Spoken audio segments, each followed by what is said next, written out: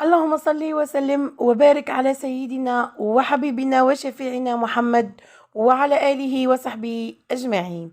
واش أحوالكم الزينات؟ واش أحوالكم يا أغلى وأحلى خيات؟ اليوم كما راكم تشوفوا جبت لكم فيديو خفيف ظريف.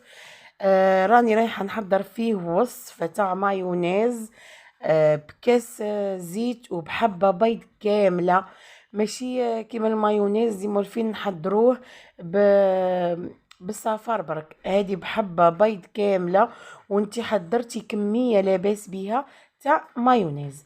واش نحتاجو في المقادير؟ عندنا 250 ملي تاع زيت، ولا كيلو بالكاس اللي يعبي 250 ملي.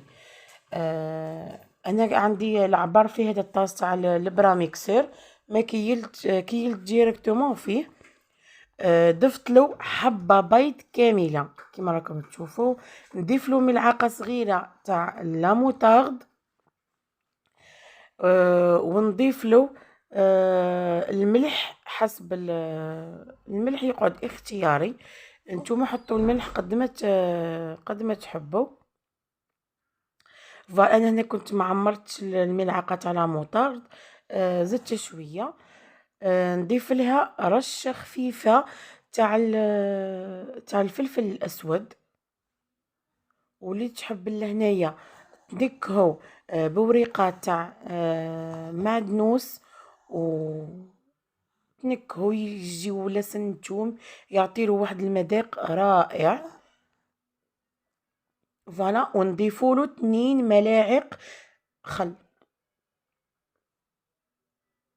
فوالا، نعاود لكم المقادير. عندنا كاس تاع زيت اللي يرفد 250 ملي، عندنا بيضة كاملة، ملعقة صغيرة تاع لا موطارد، رشة ملح، الملح من البلاد ماشي رشة الملح تملحو نورمال عادي، رشة تاع فلفل اسود. فوالا، من بعد نهزو البرا ميكسير تاعنا نحطوه على الصفار تاع البيضة. ركزوا مليح، حطوه على الصفار تاع البيضة، ضربوا البنات، طلعوا بالبرا ميكسر كيما راكم تشوفوا، ضربة زوز وانتوما تحصلتيو على مايونيز ولا اروع. يجي يا البنات تقيل ويجي بنين بنين ما شاء الله. نتمنى تجربوا الوصفة هذه لا، وبإذن الله راكم رايحين تعتمدوها. من بعد ما تشوفوا هذاك لا مايونيز تاعكم اتقال، بداو طلعوه هبطوا البنات باش يروح لكم هذاك الزيت اللي يجي في السطح من فوق. فوالا، وهذا المايونيز تاعي بعد ما طلع شوفوا كيف جا ثقيل، جا ما شاء الله. باذن الله راكم رايحين تعتمدوا الوصفه هذه. لا، هنا وصلنا لنهايه لا فيديو.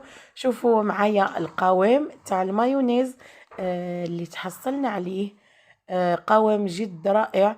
المايونيز تجي بنينه بزاف كيما اللي تتباع في المحلات. هنا واش نقولكم ما تنسونيش بالجيم ومن صالح دعائكم. نقولكم لنا موعد جديد في فيديو جديد. الى اللقاء.